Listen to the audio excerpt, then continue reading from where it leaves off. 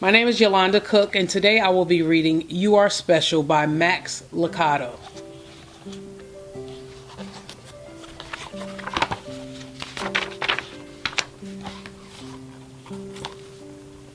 The Wimmicks were small wooden people.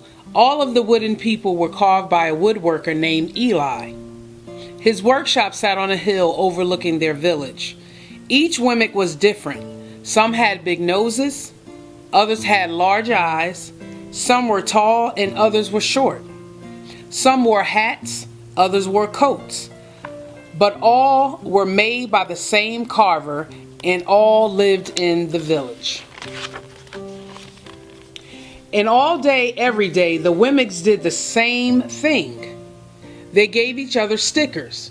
Each Wimmick had a box of golden star stickers and a box of gray dot stickers.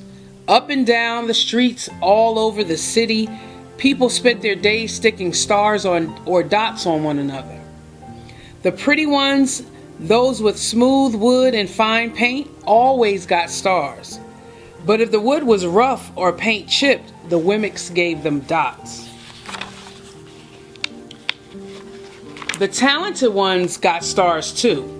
Some could lift big sticks high above their heads or jump over tall boxes. Still others knew big words or could sing pretty songs. Everyone gave them stars. Some Wimmicks had stars all over them. Every time they got a star, it made them feel so good. It made them want to do something else and get another star. Others, though, could do little. They got dots.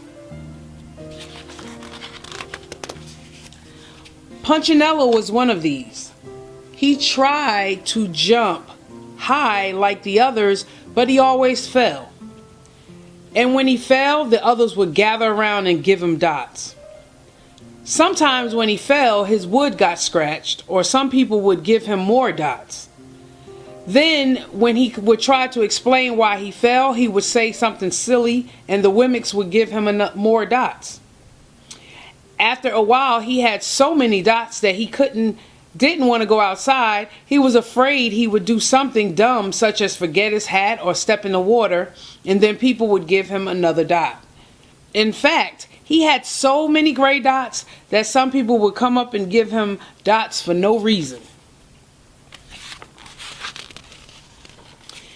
He deserved lots of dots, the wooden people would agree with one another.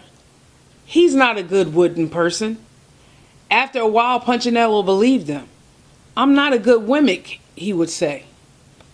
The few times he went outside, he hung around other Wimmicks who had a lot of dots. He felt better around them. One day, he met a Wimmick who was unlike any he'd ever seen. She had no dots or stars. She was just wooden.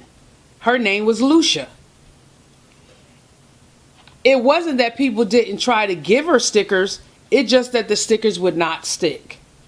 Some of the Wimmicks admired Lucia for having no dots, so they would run up and give her a star, but it would fall off.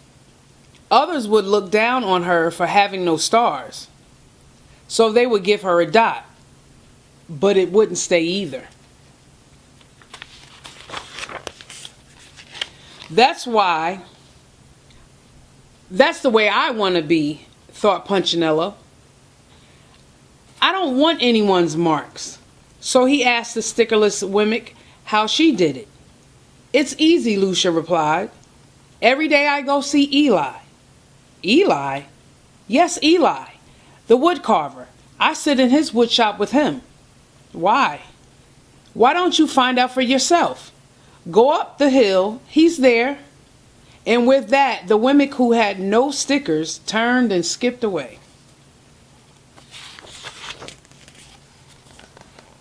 But will he want to see me? Punchinello cried.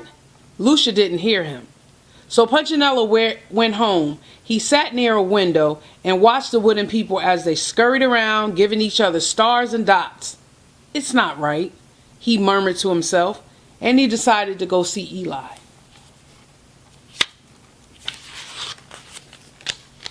He walked up the narrow path to the top of the hill and stepped into the big shop.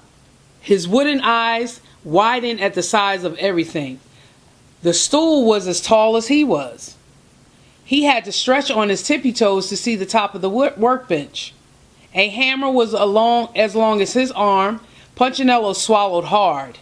"I'm not staying here," and he turned to leave. Then he heard his name. "Punchinello?" The voice was deep and strong. Punchinello stopped. "Punchinello? How good to see you. Come and let me have a look at you." Punchinello turned and slowly looked at the large, bearded craftsman. "You know my name?" the little Wemmick asked. "Of course I do. I made you." Eli stooped down and picked him up and sat him on the bench. The maker spoke thoughtfully, and he looked at the gray dots. "Looks like you've been given some bad marks." "I didn't mean to, Eli. I really tried hard." "Oh, you don't have to defend yourself to me, child. I don't care what the other Wemmicks think." "You don't?" "No, and you shouldn't either. Who are they to give you stars or dots? They're Wemmicks just like you. What they think doesn't matter, Punchinello. All that matters is what I think. And I think you are pretty special."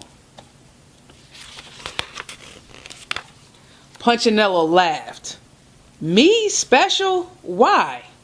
I can't walk fast. I can't jump. My paint is peeling. Why do I matter to you?" Eli looked at Punchinello, put his hands on those small wooden shoulders, and spoke very slowly. "Because you're mine. That's why you matter to me." Punchinello had never had anyone look at him like this, much less his maker. He didn't know what to say.